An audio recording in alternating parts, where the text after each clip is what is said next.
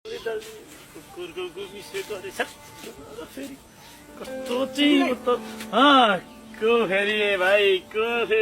बोला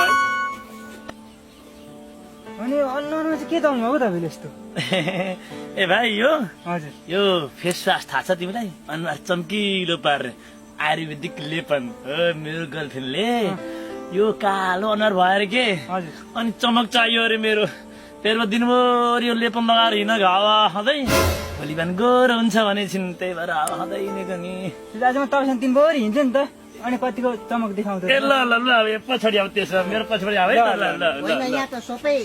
गोबरहरू सोरेकै थियो त गोबर गनाउँछ ए अँ कुकुरको गु जस्तो पनि गनाउँछ गनाइरहेछ साँच्चै है भाइ है है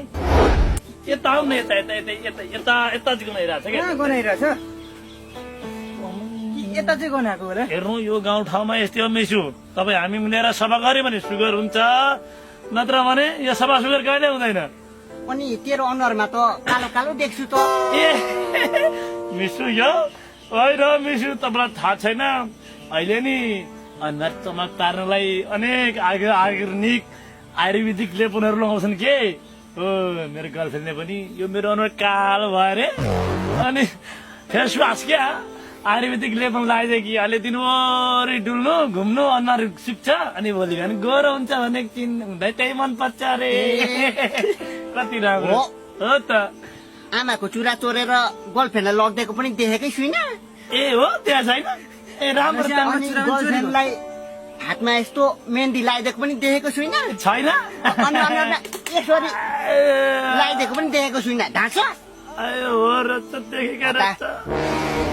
गर्लफ्रेन्डलाई यो आमाको चुरा चोरेर लगेर माया पाइ आफै काम गर्नु पैसा अलिअलि कमाउनु